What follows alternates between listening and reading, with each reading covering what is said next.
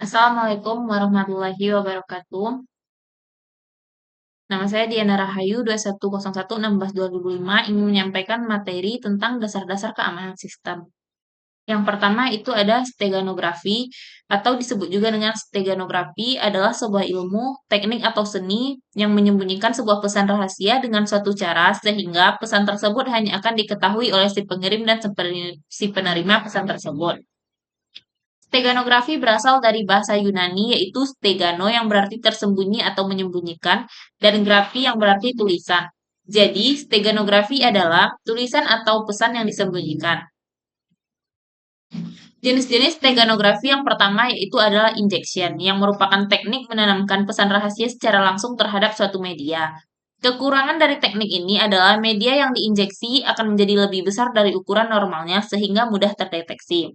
Yang kedua yaitu substitution, yang merupakan teknik untuk mengubah data normal menjadi data rahasia. Teknik ini akan menurunkan kualitas media yang ditumpangi. Yang ketiga yaitu adalah transformasi domain. Teknik ini sangat efektif. Pada dasarnya, transformasi domain menyembunyikan data pada transfer space. Yang keempat adalah split spectrum, yang merupakan teknik pentransmisian menggunakan pseudo-noise code. Oleh penerima, sinyal dikumpulkan kembali menggunakan replika pseudo-noise code tersinkronisasi. Yang kelima adalah statistical method. Teknik ini disebut juga dengan steganographic 1 bit, yang menanamkan 1 bit informasi pada media tumpangan dan mengubah statistik walaupun hanya 1 bit. Yang keenam ada distortion.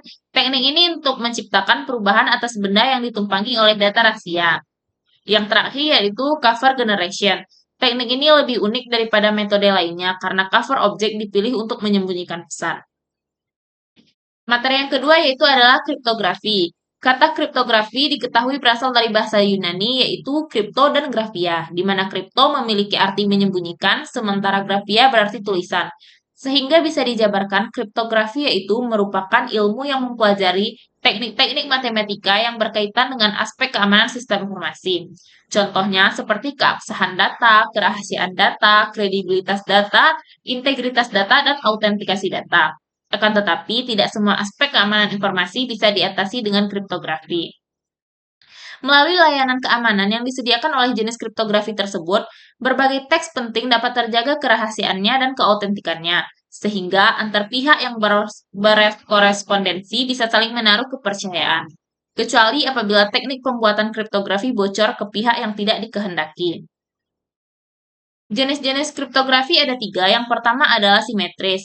Kriptografi simetris adalah salah satu algoritma kriptografi kunci simetris dan kriptofolia alfabetik. Kriptografi jenis ini populer juga disebut dengan Hill cipher atau kode Hill. Yang kedua yaitu adalah kriptografi jenis asimetris.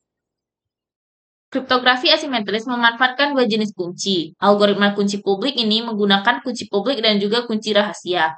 Kedua jenis kunci tersebut memiliki fungsi yang berbeda, seperti kunci publik untuk mengenkripsi pesan, sedangkan kunci rahasia termasuk kunci yang dirahasiakan yang hanya bisa dilihat oleh orang tertentu saja. Yang terakhir yaitu adalah hibrid. Kriptografi jenis hibrid ini adalah jenis yang dibuat seperlu mengatasi adanya trade-off antara kecepatan dan kenyamanan, di mana diketahui semakin aman sejatinya semakin tidak nyaman atau sebaliknya. Yang ketiga itu adalah enkripsi. Enkripsi adalah metode pengubahan bentuk data menjadi sejumlah kode yang sulit diterjemahkan, sehingga data tidak dapat dibaca oleh sembarang pihak. Data yang telah dienkripsi hanya akan dapat dibaca oleh si penerima dengan menggunakan kunci-kunci tertentu. Kunci ini bisa didapatkan langsung oleh si pembuat dokumen atau data. Pada enkripsi tersebut terdapat dua kunci, yaitu yang pertama adalah kunci publik atau biasa disebut dengan public key, yang merupakan serangkaian angka dan huruf panjang atau algoritma yang berfungsi sebagai nomor akun yang dapat digunakan dalam transaksi kripto pada blockchain.